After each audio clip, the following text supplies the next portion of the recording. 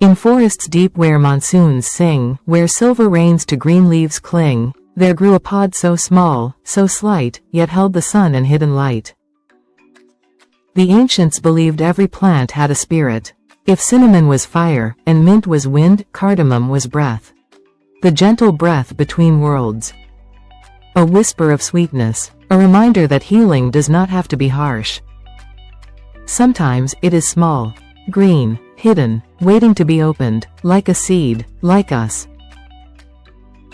In the old forests of India, before temples were carved in stone, the healers spoke of a plant blessed by the breath of life itself.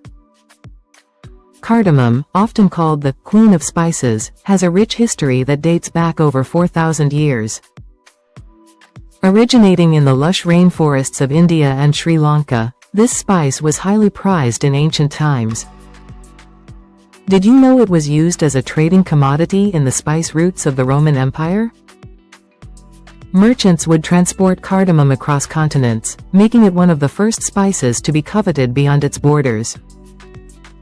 They said when the first humans grew weak from heavy food and heavy sorrow, the Creator sent a small green pod. Not bright like a flower. Not strong like a tree. Small, so only the attentive would find it. Inside were seeds warm as sunlight. Crush them, the elders said, and they will open the chest, lighten the belly, and remind the body how to breathe. So the people called it the seed of breath. And it was given to travelers, to new mothers, to the grieving, and to anyone who had forgotten what it felt like to feel light inside. Cardamom is believed to have originated in the rainforests of India and Sri Lanka. Ancient civilizations, including the Egyptians and Greeks, prized it for its unique flavor and aroma. In ancient Egypt, cardamom was used in cooking and as a flavoring for beverages. It was also employed in embalming rituals due to its aromatic properties. The Hearth seed, a Greek goddess cardamom myth. Long ago, when the gods still walked among the people, every home kept a flame for Hestia. The hearth fire. The living heart of the house. It warmed the bread, it heated the milk, it healed the sick. And it was said, as long as the flame burned, the family would not fall. One winter, a ship returned to Athens from far beyond Egypt, beyond the Red Sea, from lands so green the air itself smelled sweet. The sailors carried silk, incense, and small woven sacks. Inside were tiny green pods, light as pebbles, fragrant as honey and pine. No one knew their name.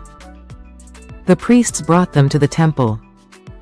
Athena, gray-eyed and watchful, was said to have spoken through her priestess. Crush the seed, they did. They crushed the shells on ancient stone, released a scent both sweet and known, and all the air grew soft and mild, as if the earth itself had smiled. And the air changed. Warmth spread through the room, like sunlight through stone. The elders inhaled, their breath deepened, their chests opened, the weary felt awake. The sick felt hunger return. And Athena said, "This plant carries the fire that does not burn." The healers walked at break of day, with woven baskets made of clay, they gathered seeds with careful hand, like pearls bestowed from sacred land. So the women of the hearth began adding the crushed seeds, to milk, to wine, to heavy meals after feast days. And when bellies ached or breath felt tight with grief, they brewed it slowly over Hestia's flame. They called it, the hearth seed. Because it worked like the sacred fire itself, gentle, steady, restoring, never harsh. Finally, Athena, wise and strategic, sprinkled the dish with her own wisdom. She whispered secrets of creativity and insight into the ambrosia, ensuring that the villagers would not only relish the food but also find inspiration to pursue their dreams and aspirations. The Greeks stirred pods in milk and wine, called it a gift of the divine, a seed of Hestia's steady flame, soft medicine without a name. During the Middle Ages, the spice trade flourished, and cardamom spread to Europe through trade routes.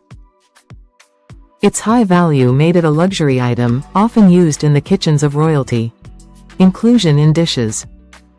In medieval European cuisine, cardamom began to be used in both sweet and savory dishes, though it was primarily associated with desserts and spiced wines.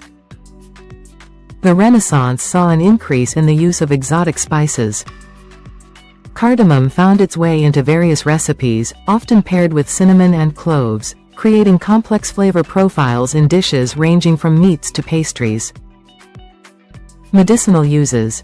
Its use as a digestive aid also gained prominence during this period, with recipes often including cardamom for its perceived health benefits.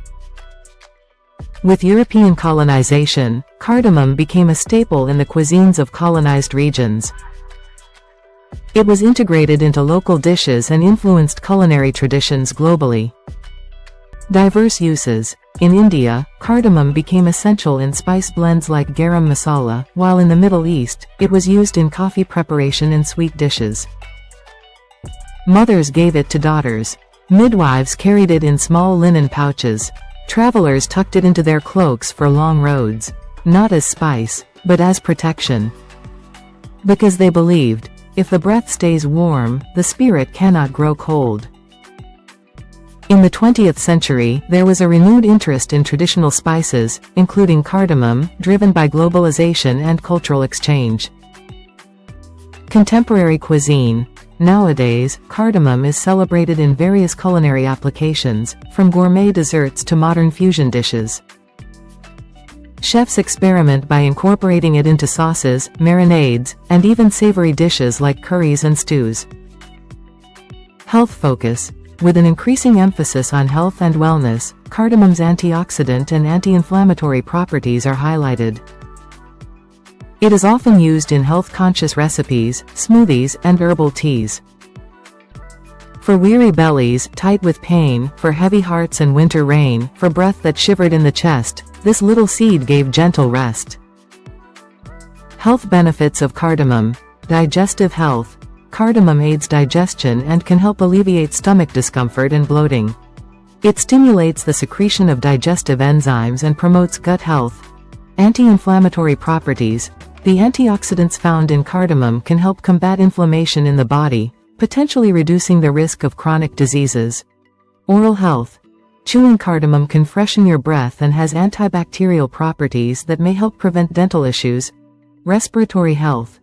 Cardamom is known to help clear mucus and has been traditionally used to relieve coughs and improve overall respiratory function. Mood booster. The aromatic compounds in cardamom have been linked to mood enhancement and may help reduce stress and anxiety levels. And even now, when you crush a pod between your fingers and its fragrance rises, the ancients would say that is Hestia's fire, and Athena's wisdom meeting in your hands. A small seed, teaching the body how to come home to itself. Brew it gently, hold it like an offering, and remember, some medicines are not conquered by force.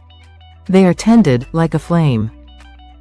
How to use cardamom. It is very simple. Incorporating cardamom into your daily routine is easy. Here are some quick tips. Tea.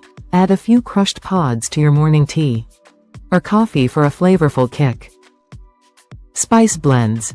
Mix ground cardamom with cinnamon and nutmeg for a delicious spice blend perfect for baking. Smoothies. Stir in a pinch of cardamom powder to your favorite smoothie. Or my favorite, steamed milk of any kind and a pinch of cardamom, it is so delicious. For added health benefits. Cardamom, humble, green, and mild, Earth's little healer, forest child.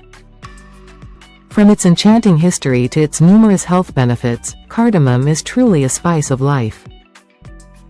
So, why not experiment with it in your cooking and enjoy the delightful explosion of flavors and health perks it brings? Have you used cardamom in your diet? Please write in the comments section below.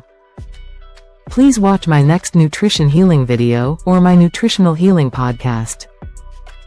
So crush the seed and let it be a cup of ancient memory, for in its warmth the body knows the quiet way true healing grows.